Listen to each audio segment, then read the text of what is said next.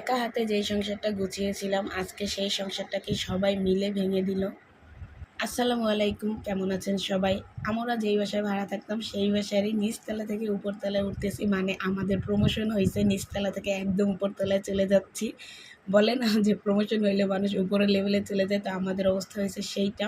এই সংসারটা যখন আমি এই বাসায় ভাড়া আসি, আমরা মানে আমার শ্বশুর শাশুড়ি এবং আমি, তখন আমার দেবরেরা কেউই বিয়ে করে নাই। তখন এই বাসাটায় আমি একা এসেছিলাম, কারণ আমার শাশুড়ি গ্রামের বাড়ি ছিল এবং একা একাই সব কিছু সামলিয়েছিলাম।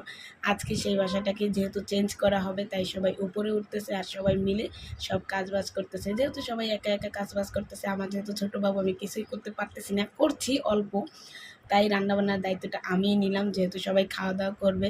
আর এইদিকে তো সবাই গুছগাছ করতেছে, এই যে রাত হয়ে গেছে, আমরা উপরে উঠতেছি, একই বাসা যেহেতু, তাই আর আমরা দিনের অপেক্ষা করিনি। আর পুরুষরা যেহেতু বাসায় রাতেই ছিল, তো তারা সবাই রাত্রেই, মানে আগের দিন যেদিন টাইম হবে তার আগে থেকেই আমরা উপরে উঠতেছিলাম। আমাদের রুমটা খালিই ছিল, সেই জন্য সবাই উপরে আগে আগেই উঠে গেছিলো।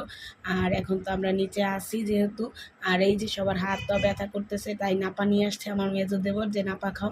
যখন আমি একা ছিলাম তখন এই ফ্যামিলিটাই হতো, আর যখন সবাই মিলে অনেক মানুষ হলাম তখন এখন আর হয় না। এরকমটাই হয়, মানুষ যেহেতু বেশি তখন জায়গাও বেশি লাগবে, তাই আমরা উপরে যাচ্ছি। সেখানে আমাদের 3টা বেড আছে, সবাই একসাথে থাকতে পারবো মিলেমিশে। আগেও ছিলাম, তবে একটু বিভক্তভাবে, কিন্তু খাওয়া দাওয়া এক জায়গায় হতো। সবাই আমাদের জন্য অনেক অনেক বেশি দোয়া করবেন, আমরা যেন সবসময় একসাথে থাকতে পারি। আল্লাহ হাফেজ।